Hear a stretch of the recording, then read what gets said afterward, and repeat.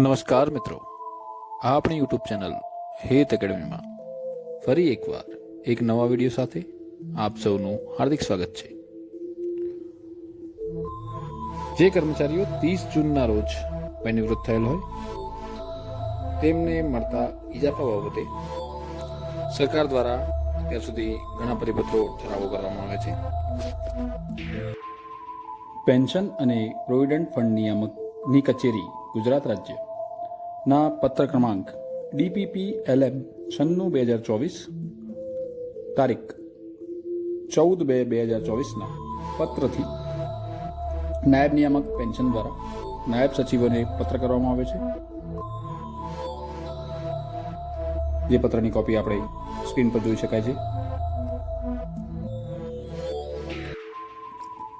પત્રનો વિષય છે 30 જૂનના રોજ વય નિવૃત્ત થતા કર્મચારીઓના કિસ્સામાં નોશનલ ઇજાફો આકારવા તેમજ તે સંદર્ભે રિવિઝન પાત્ર પેન્શન કેસોની માહિતી મોકલવા બાબત।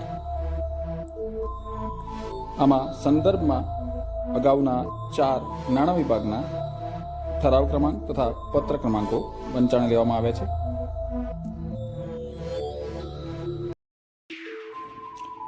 પત્રમાં જણાવ્યા મુજબ ઉપરોક્ત વિષય અને સંદર્ભ અન્વયે 30 જૂનના રોજ વય નિવૃત્ત થતા કર્મચારીઓના કિસ્સામાં નોશનલ ઇજાફો આકારવા બાબત હુકમ થયેલ છે।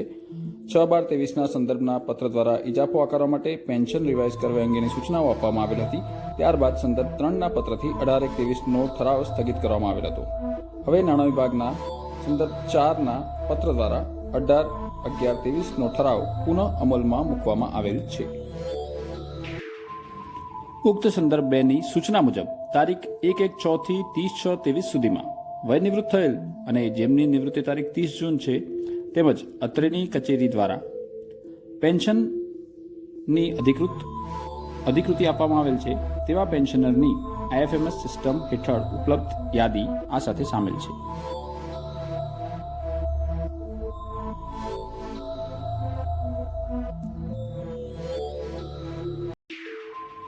જે ધ્યાને લઈ સંદર્ભ 2માં આપવામાં આવેલ સૂચનાઓ મુજબ રિવાઇઝ પેન્શનની દરખાસ્ત નિયત સમય મર્યાદામાં મોકલી આપવા વિનંતી છે। નોંધ પરના નિયામકશ્રીની મંજૂરીના આદેશ મળેલ છે બિડાણ ઉપર મુજબ અને નીચે સહી કરેલ છે નાયબ નિયામક પેન્શન દ્વારા। મિત્રો, આ હતો પત્ર 14/2/24નો નાયબ પેન્શન નિયામકનો। આ બાબતે અગત્યની એક વાત જણાવવાની છે।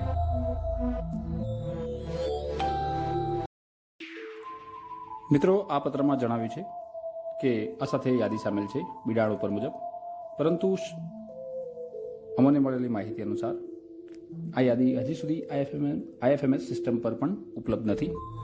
માટે આ યાદી માટે સબસ્ક્રાઇબ કરો અમારી યુટ્યુબ ચેનલ હેત એકેડમીને। વધુ માહિતી માટે જોતા રહો યુટ્યુબ ચેનલ હેત academy. Thank you for watching this video.